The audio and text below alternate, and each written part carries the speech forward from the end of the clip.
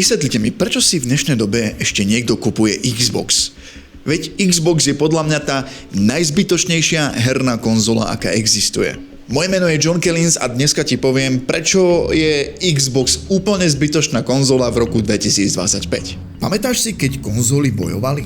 Nie o to, kto má viac hier v predplatnom, ale o to, kto ťa dokáže viac pohltiť. Hry, príbehy, exkluzivity. Pamätáš? PS2 proti Xboxu, Halo proti God of War. To boli časy, keď sme sa hádali o to, kto má väčšieho záporáka. No a teraz Xbox si povedal, čo keby sme to všetko zahodili a len všetko prenajímali. Ja som kedysi bol veľký PC Master Race a hovoril som si, že konzoly sú všeobecne úplne zbytočné, keď mám komp. Na kompe sa to lepšie ovláda, na kompe môžeš robiť viacej veci a na kompe si to môžeš aj modovať. Než to pri Playku alebo pri Xboxe, to úplne také voľné nikdy nebolo. Áno, samozrejme viem, že kto bol od začiatku konzolista, tak s tým ovládaním problém nikdy nemal. Ale pre človeka, ktorý po nejakej dobe na tento typ hernej konzoly prechádzal, to bol trošku struggle, hlavne pri akčných hrách ako Doom. Ale v dnešnej dobe a hrám veľmi rád hry na konzolách, už len z toho dôvodu, že to hranie ako také je na konzolách veľmi smooth vďaka ovládačom.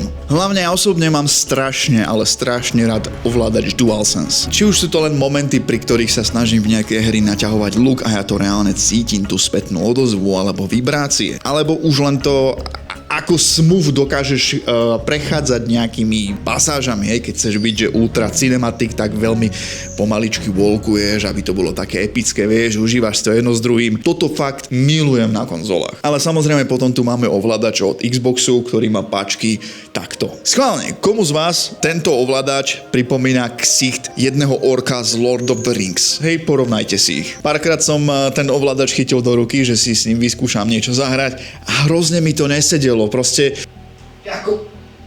Dobre, ale toto sú len také moje vrelé pocity, ktoré sa nemusia zhodovať úplne s každým názorom. Aj to sú len také tie hate speech veci, vieš. Poďme teraz na nejaké fakty. Trošku sa teraz obojem do toho PlayStationu. Vieme, že PlayStation má rôzne svoje veľmi dobré exkluzivity, kvôli ktorým sa dosť často oplatí Playko kúpiť. Ja viem, teraz PS5 generácia, hlavne tento rok bol pre PlayStation veľmi, povedzme, mŕtvy, kvôli tomu, že asi 30 krát vydávali remaster Last of Us. Radšej nám mohli dať Hogwarts Legacy 2 alebo nejaké ďalšie pokračovanie God of War. Nie, oni nám dajú remaster Last of Us. Potom tie ceny sú fakt, že odporné, otrasné. Pomaly 90 € za hru. Celkovo tá politika Sony je naozaj nechutná, ako veľmi idú po peniazoch. Dokonca aj ten ich PlayStation Plus extrémne zdražili. Prečo? To je strašné. Ty, aby si mohol zahrať niečo online, si musíš platiť tento PlayStation Plus,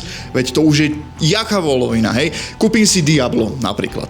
Chcem si to zahrať, ale nemôžem, lebo nemám zaplatené PlayStation Plus, hej, mesačný subscription ako pri Vovku, ktorý je teraz ešte plus predražený. Ja mám rád Playko, pretože ako som spomínal, má svoje exkluzivitky, ktoré si na tom veľmi rád zahrám. Last of Us, Uncharted, Astrobot a môžem takto ďalej pokračovať. Samozrejme veľmi sa mi páči, že upustili od takej tej svojej ortodoxnej exkluzivity, to znamená, že po nejakom roku, možno po dvoch, vydajú nejaké tie svoje veľké tituly aj na komp. To je fajn. Osobne si to na počítači nikdy nejdem hrať, väčšinou ostanem u tej konzoly, ale je fajn, že to robia. Teraz ideme k tomu Xboxu.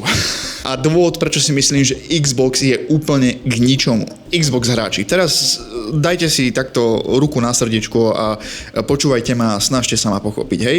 A možno si nájdeme nejakú spoločnú reč v tomto. Na čo ti je Xbox? Teraz je super, že ohlásili nejakým spôsobom, že Xbox bude mať obrovskú spoluprácu so Steamom, z Epic Games. Vieš, že môžeš si proste jednoducho na tom Xboxe stiahovať hry priamo z toho Steamu, z Epicu. Super, to už mám na písičku. A toto je presne ten problém, ktorý ja mám s Xboxom. Všetko v rámci Xboxu môžeš hrať aj na počítači. Ono je to všetko fajn, ale zober si.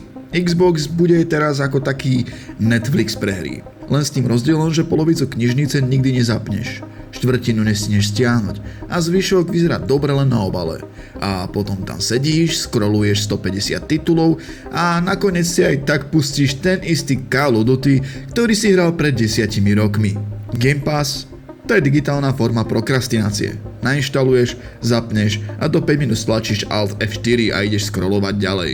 Keď máš počítač, povedzme nejaký v pohode počítač, tak nepotrebuješ konzolu, na ktorej máš presne to isté, čo aj na tom počítači. Hlavne, Xbox nemá absolútne žiadne svoje exkluzivity. Hej, má tam Halo? Dobre, zahraj si ho na kompe. Čo tam ešte má? Starfield? Na kompe? Čo ešte? Ja nebudem asi ani ďalej menovať. Chápeš trošku už teraz? Ako by som to zhrnul s tým Xboxovým Game Passom? No, vieš, podľa Microsoftu priemerný Game Pass používateľ spustí mesačne len 2 až 3 hry z celej knižnice. Z tých 400 plus 2 až 4 možnosti. To je ako mať celý bufet a za každým si naložíš len tie isté hranolky. No a potom ti príde e-mail, pridali sme do Game Passu ďalších 14 hier. Wow, paráda. Ešte viac vecí, ktoré nikdy nebudem hrať. Ešte taká jedna malá infoška, keby náhodou niekto chcel, tak môžete môj kanál aj odoberať a zapnúť si tak aj všetky upozornenia, aby ste nezmeškali ďalšie video. Za každý odber ďakujem. Ale dobre, ja rozumiem, že Xbox je dobrý pre ľudí, ktorí nechcú dať veľké peniaze za počítač. Hej. Xbox Series S, mám taký pocit, si dokážeš kúpiť za 300 €. Teraz dostaneš krabičku, ktorú máš vo výkone normálneho počítača. Máš to rýchle, máš to smooth a máš to hneď. No dobre, a čo ja teraz, keď mám proste nabušený komp, na čo si ja budem teraz kúpovať ten Xbox? Potom ešte je tu taký možný dôvod kúpy Xboxu a to je pohodlie. Sadneš si na gauč, pustíš to na obrovskej telke, alebo si sadneš na gauč s kamošom, idete si zahrať FIFU alebo nejakú bojovku a vyčilujete sa brutálne pri tom. Hej, to nespravíš úplne pri počítači. No a teraz mi ty napíš do komentáru, aký ďalší dôvod na kúpu Xboxu má klasický hráč. Nech sa sám poučím, lebo ja už naozaj okrem týchto dvoch možností neviem. Fakt, vôbec. Pozri sa, PlayStation tiež nie je bezchybný. PS-ko znie ako stíhačka. Hry stoja ako víkend v Prahe a ten ich UI systém. Ale aspoň vieš, čo si kúpiť. PlayStation ti dáva príbehy, dá ti štýl, dá ti zážitok. Je to konzola, ktorá chce niečo vyrozprávať, nielen odstreamovať. Takže v skratke, PlayStation ti chce niečo dať, Xbox ti chce niečo ponúknuť. A to je rozdiel. Tak schválne napíšte mi, čo si o tomto videu myslíte. Myslíte si, že mám pravdu, alebo je za tým niečo viacej? Schválne veľmi rád si s vami o tom pokecám a hej, ešte chcem takto poďakovať, že veľmi parádne mi vybuchli tie moje posledné 2 videjka a dúfam, že aj toto bude aspoň trošku na takej úrovni a opäť som veľmi rád za to, že nájdete toľko síl a idete do tých komentárov a trošku si tam so mnou pokecáte. Takže určite toho využite aj teraz, som tu pre vás a tak podobne. A inak pokiaľ si myslíš, že by aj Slováci mohli mať nejakú brutálne super hru, ktorú by si veľmi rád zahral, tak ťa sklamem a to, prečo ťa sklamem, je toto video. Pretože slovenský trh... Idem si zahrať Kingdom Come.